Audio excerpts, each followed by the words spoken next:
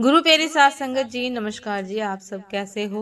आशा करती हूँ बाबा जी के श्री चरणों में अरदास करती हूँ कि मालिक की कृपा से, निरंकार दातार की मेहरबानी से आप सब बहुत खुश होंगे, मौज बहार में होंगे और अवश्य ही भजन सिमरन में होंगे।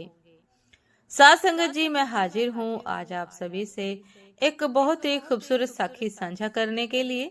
उम्मीद करती हूँ ये साखी आप सभी को बहुत पसंद आएगी। तो साथ संगत जी, चलिए आइए समय ना गवाते हुए साखी को आप सभी से साझा करते हैं जी। साथ संगत जी, शिष्य ने गुरु से पूछा, हम प्रार्थना करते हैं तो होठ हिलते हैं, पर आपके होठ नहीं हिलते। आप पत्थर की मूर्ति की तरह खड़े हो जाते हैं। आप कहते क्या है अंदर से?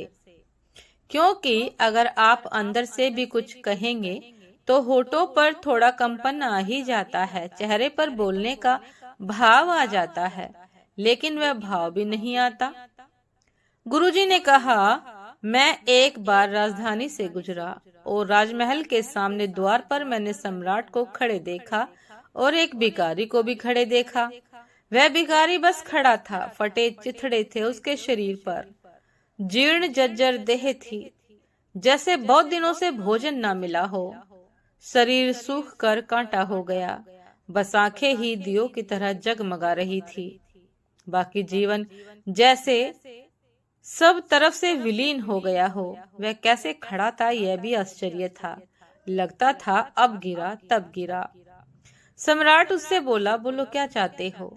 उस भिखारी ने कहा, अगर आपके द्वार पर खड़े होने से मेरी मांग का पता नहीं चलता तो कहने की कोई जरूरत नहीं।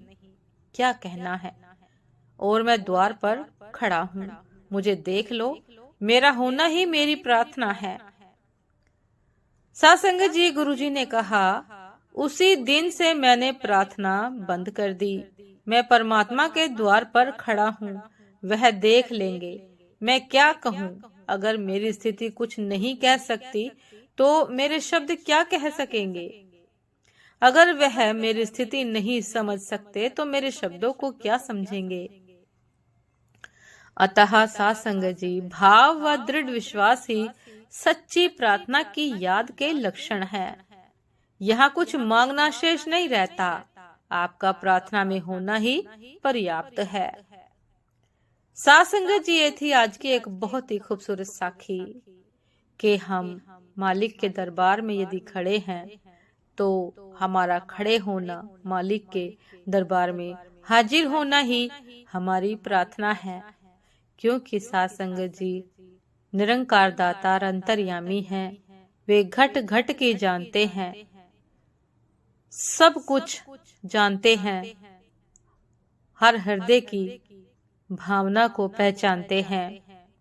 तो सासंगत जी, कुछ भी मांगने की आवश्यकता है ही नहीं। जिस चीज की भी हमें जरूरत है वो मालिक को पता है, मालूम है। उसे कब देना है, कैसे देना है, ये उस पर निर्भर करता है और हमारी जरूरत पर निर्भर करता है। सासंगत जी, परमात्मा सदैव अपने भक्त की हर जरूरत को पूरा करते हैं, सदैव अपने भक्त का मान रखते हैं।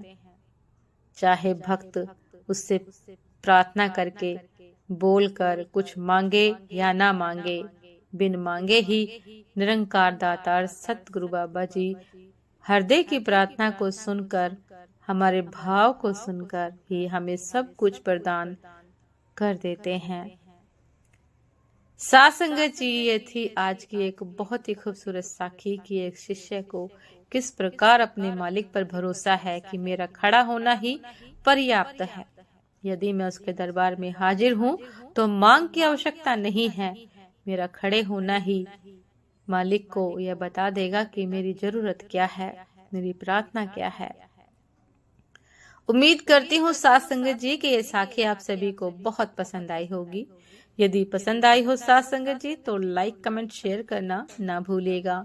चैनल पर जो भी नए हैं कृपा करके सब्सक्राइब कर लीजिएगा ताकि चैनल पर मिलने वाली सभी शब्द साखियों की अपडेट आप सभी को समय पर मिलती रहे।